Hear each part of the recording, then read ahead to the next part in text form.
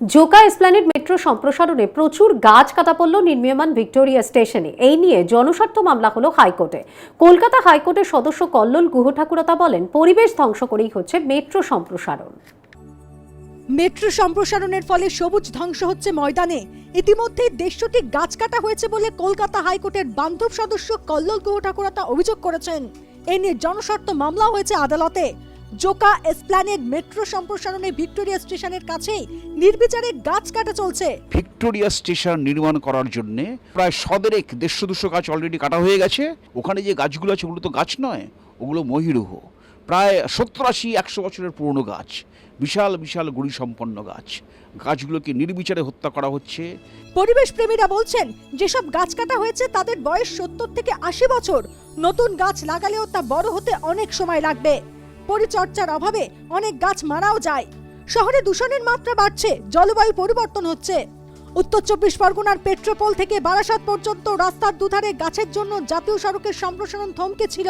Supreme court অবশ্য 356টি গাছ কাটার নির্দেশ দেয়। শর্ত হিসেবে একটি গাছ কাটার পরিবর্তে 5টি গাছ লাগানোর নির্দেশ দেয়।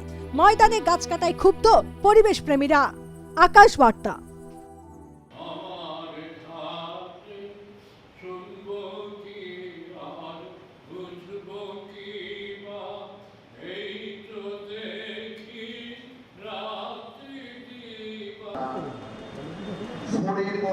বিজন মজুমদার মহাশয় ছোট ছোট নয়, সেটা অনেক অতিরিক্ত তন্ময় মণ্ডল, জ্যোতির্ময় চক্রবর্তী ছোট ছোট নয়, সেটা অনেক। আমরা যেটা চাই, ছোটদেরকে বইমুখী করার জন্য আমাদের প্রচেষ্টা আছে, এবং যাতে তারা মোবাইল থেকে বিরত হয়ে অন্তত গল্পের দিকে, একটু সাহিত্যের দিকে তারা মনোনিবেশ করে, আমরা সেটাই চাচ্ছি। বাংলা ভাষার সংকট এই জন্য হচ্ছে যে আমরা চর্চা করছি না। আমাদের জীবন চর্চার সঙ্গে বাংলা ভাষাকে জড়িয়ে নিতে হবে।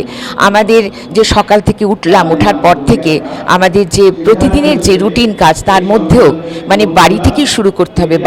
বাংলায় কথা বলা, শুদ্ধ উচ্চারণ করা, সঠিকভাবে লেখা, প্রমিত উচ্চারণ, এইভাবে এবং সব জায়গায় অফিস কাছারিতেও কিন্তু আমাদের চেষ্টা করতে হবে বাংলা ভাষাকে প্রতিষ্ঠিত দেবার।